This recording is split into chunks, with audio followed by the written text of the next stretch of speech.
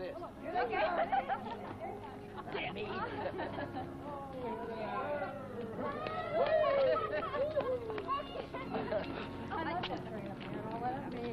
Good watch. Sure you don't want me to drive you out? No, thanks, Norman. No stops from here on. Mrs. Harrington? It's for you. Well, it's not from me. I don't think our grandfather meant it as a joke, although I can't be sure. He has a rather strange sense of humor. You still running his errands for him, Stephen? Just on special occasions. Just when you can get a special kick out of it? Please stop it. I'm sorry. Here. Leave it at the end. Well, it's not something your wife would want to leave with someone very long, is it, Betty? You'll recognize the box. You opened it once before. Rod, let's go. Take it along. Grandfather wants you to have it.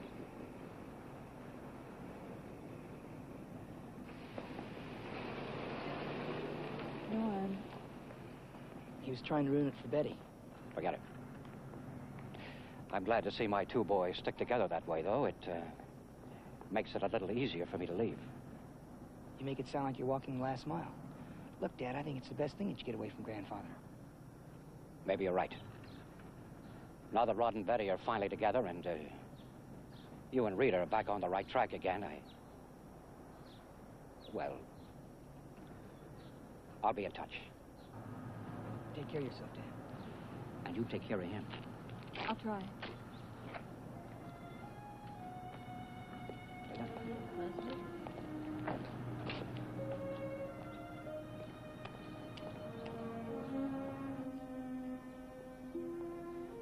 Let's go get the loot.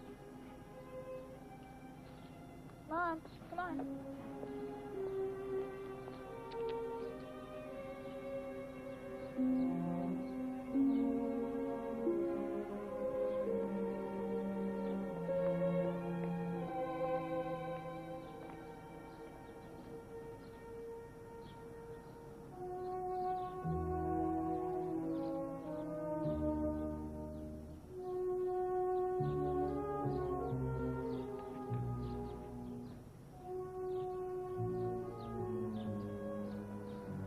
Loser. You buying? Why not?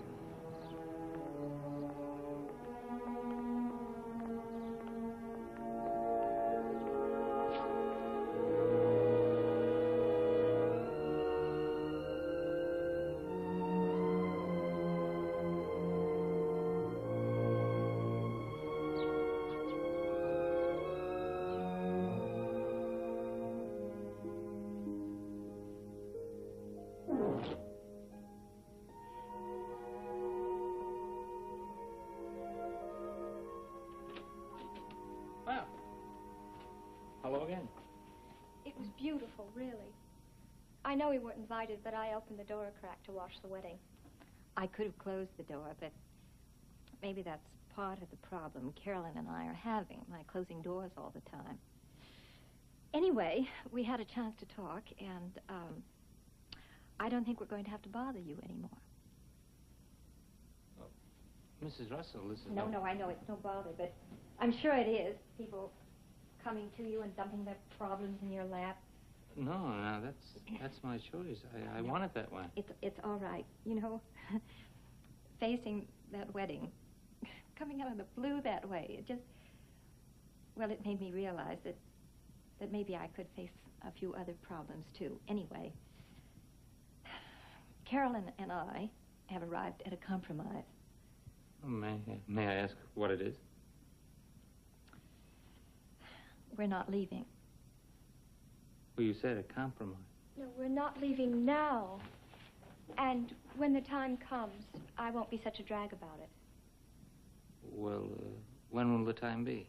When I say. I think Carolyn just needs a little more time to adjust to the whole idea.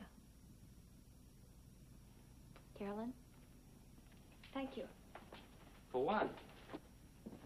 You have helped, Reverend. And we do thank you.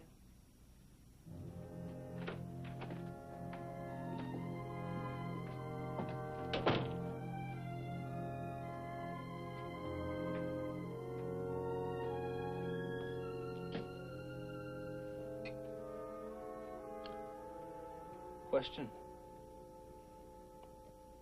Does your husband own a gun? No.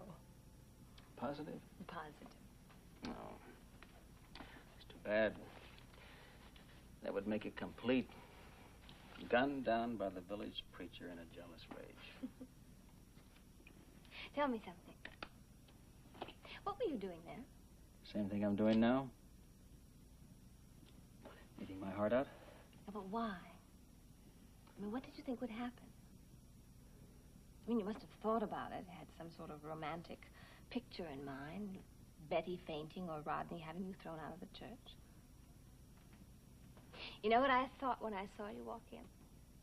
I thought, well, I'm finally going to see it. I've seen Tom marry at least 100 couples. And every time he gets to that passage, if anyone can show just cause why they should not be lawfully joined together, let him speak now or forever hereafter hold his peace. I often wondered what it would be like if someone just stood up and stopped everything. When you walked in, I really thought I'd find out. No, that's not the way.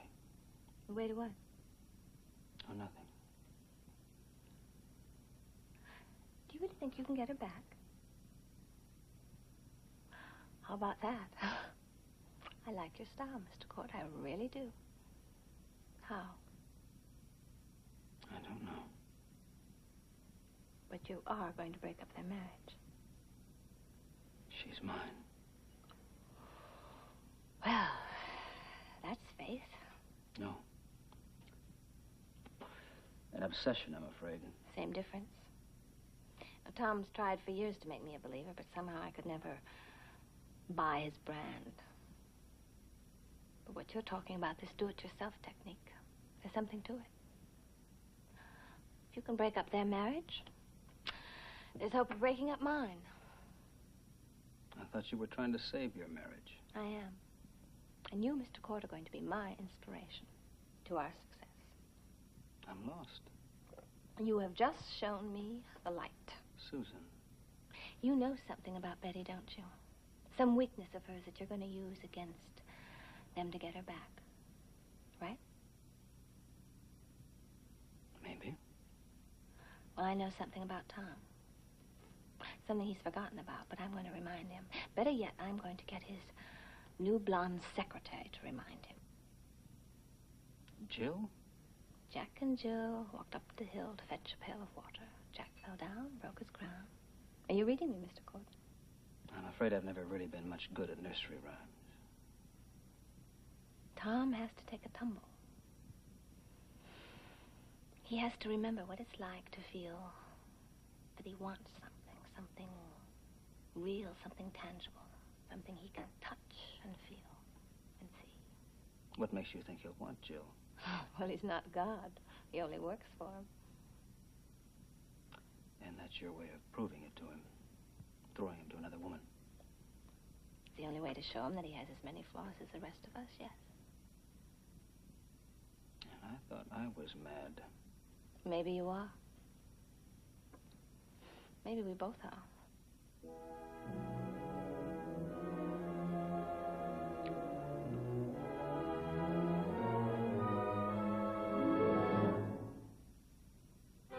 Preview from the continuing story of Peyton Place. Norman?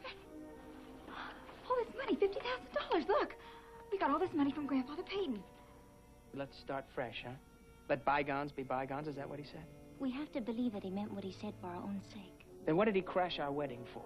What can you possibly see in him? You're not going to go out with him.